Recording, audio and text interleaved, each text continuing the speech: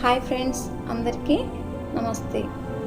అమావాస్య అంటే చాలామందికి భయం, చీకటి, నిశ్శబ్దం, నెగిటివ్ ఎనర్జీ.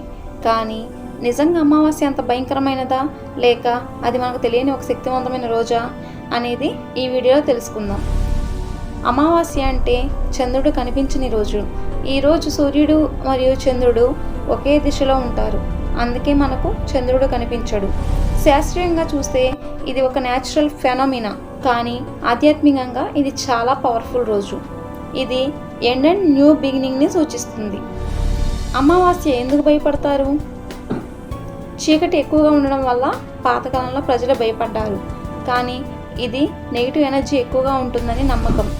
కొంతమంది దీన్ని భూతాలు, ఆత్మలతో లింక్ చేస్తారు, కానీ నిజానికి ఇది మన మనస్సు ఎనర్జీ మీద ఆధారపడి ఉంటుంది.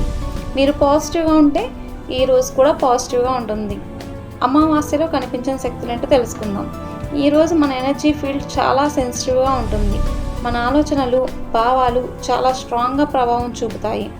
ధ్యానం, మెడిటేషన్ చేస్తే మనకు అంతర్గత శక్తి వస్తుంది. ఇది ఇంటర్నల్ క్లీనింగ్ డే లాంటిది. పాత నెగిటివ్ ఆలోచనలను వదిలి కొత్త జీవితానికి స్టార్ట్ అవ్వచ్చు. అమావాస్య రోజు చేయాల్సిన పనులు: ఉదయం స్నానం చేసి దేవునికి ప్రార్థన చేసుకోండి. పితృదేవతలకు తర్పణం ఇవ్వండి. ధ్యానం చేయండి, 5 to 10 minutes కూడా సరిపోతుంది. దీపం వెలిగించండి.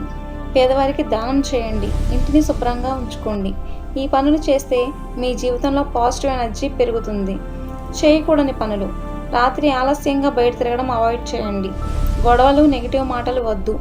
మద్యం, మాంసాహారం తీసుకోవద్దు. కొత్త పనులు ప్రారంభించడం అవాయిడ్ చేయడం మంచిది. కొత్త పనులు ప్రారంభించకండి, ఎందుకంటే ఈరోజు మీ మైండ్ అన్స్టేబుల్గా ఉండే అవకాశం ఉంది.